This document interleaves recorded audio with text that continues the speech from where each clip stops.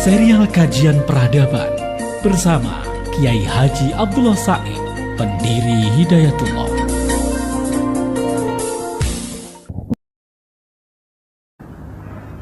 Kalau sudah perintah Allah yang dikerjakan, Allah akan siapkan dananya, Allah akan siapkan backing pengamanannya, Allah akan siapkan kekuatan yang diperlukan untuk itu. Yang diperintahkan Allah ini tidak macam-macam, tidak macam-macam, sederhana perintah Allah Subhanahu wa taala.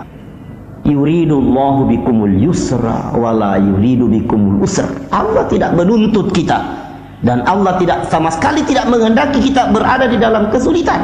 Allah justru menghendaki kita berada di dalam kemudahan. Periksa semua perintah Tuhan di dalam Al-Quran, tidak ada yang repot, semua adalah perintah sederhana.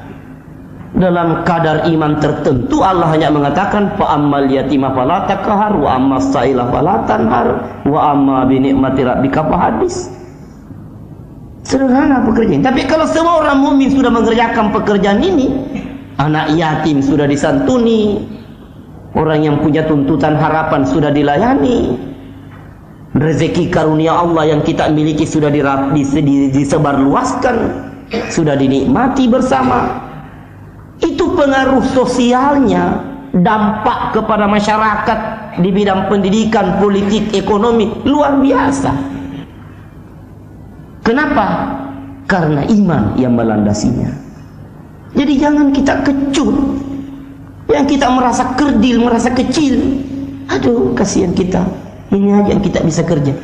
Asal iman landasannya, itu kerja raksasa, Bapak dan saudara. Itu kerja raksasa.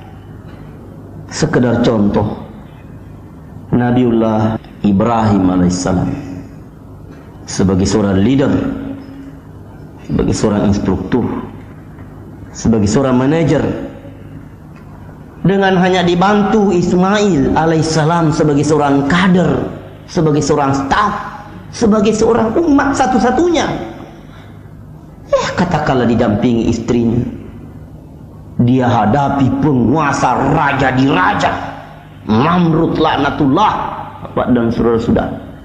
Katakanlah jenderal panglima besar angkatan perang tertinggi,